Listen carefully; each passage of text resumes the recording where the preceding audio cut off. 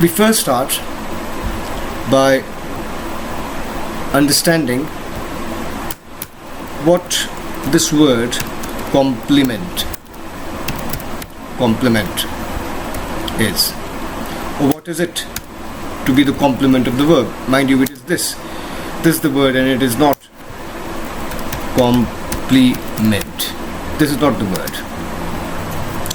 This is, in this context, wrong.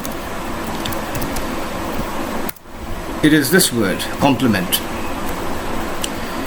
Now, it is this word that is right in this context. Any word that completes the sense of another word or phrase is called a complement. So in boys are cycling down the road is the complement. This is the complement of the verb are cycling down. It completes the sense of cycling down. I can put a full stop after cycling down. The meaning is complete in itself. However, I can write the road, which adds to the meaning of cycling down and answers the question where. If I say the boy sleeps, for example, let's say the boy sleeps. The boy sleeps. Full stop. Now, sleeps. If I put a full stop after sleeps, the meaning is complete. But the word sleep does not have any object. But if I write the boy sleeps soundly, again the word soundly is not a verb. Is not an object. It simply answers, this particular word simply answers how. So soundly is not an object, it is complement of the verb sleeps, because it completes the meaning of the word sleeps and tells us how. And another way of trying to find out as to whether soundly is not an object is try rewriting it beginning soundly the boy sleeps. Again, I can write soundly the boy sleeps. It is absolutely correct. Soundly the boy sleeps. It is absolutely correct. This is a poetic way of saying whether I write the boy sleeps soundly or soundly the boy sleeps, the meaning is the same. However, the form of the verb remains the same. The form of the verb remains the same. In the first sentence also it is sleeps. In the second sentence also it is sleeps. So this is no change of voice. There is no change of voice. So in order to understand change in voice, I must first try to find out, or I must have an understanding as to whether the word coming after verb is its object or is its complement. Only when I have a thorough understanding of finding out as to whether the word following the verb is an object or its complement, only then will I be able to understand the different forms of verbs or the different voices or change of voice. The chapter change of voice can only be understood if we are thorough on this. So in order to understand change of voice, I must understand first whether I must be able to find out the object of the verb. Fine. Now to make it simpler,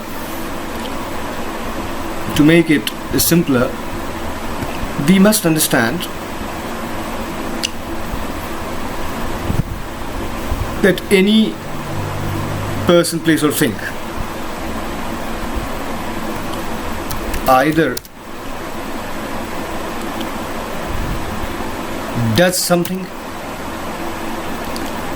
or something is done to it. If the person, place or thing, or the subject that is the doer, then the verb is said to be in active voice. For example, in this case, Rohit is doing utensils. If I say Rohit is doing utensils, Rohit is the doer.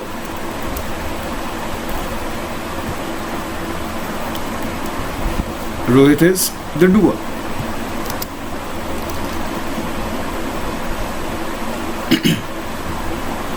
If I say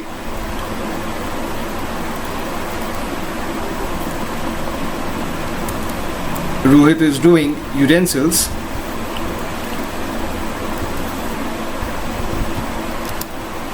it is very easy for me to understand that Rohit is the doer. The subject is doing something. Therefore, is doing, the verb form, is in active voice. And if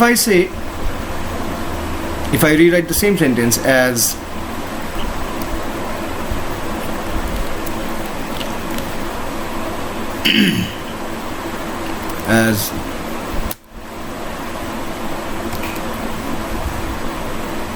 utensils are being done by Rohit, then the subject, the utensils, which is utensils in this case, is not the doer. Rather something is happening to it. Something is happening to it, or something is done to it. So if something is done to something, it receives an action passively, and in that case the verb is in passive. This is one important point. And the second important point that I need to understand. So if the subject is the doer, my verb will be in active voice. If the subject is passive, that means something is happening to it, it is being subject to certain action, then the verb will be in passive. So it is these two voices that we have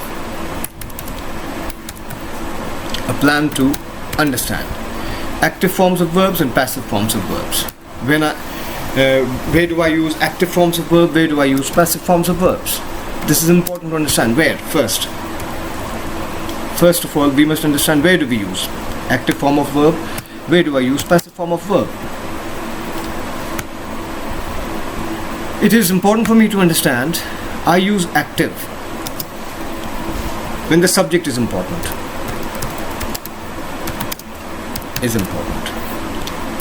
I use passive when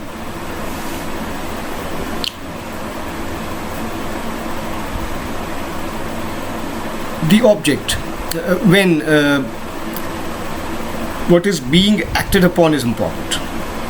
What is being acted upon is important. This is where I use passive. I repeat, I use active when the subject is important, and when what is being acted upon is important, I use passive. So let's consider the example of a newspaper report. Only then will we be able to understand. For example, there is an earthquake.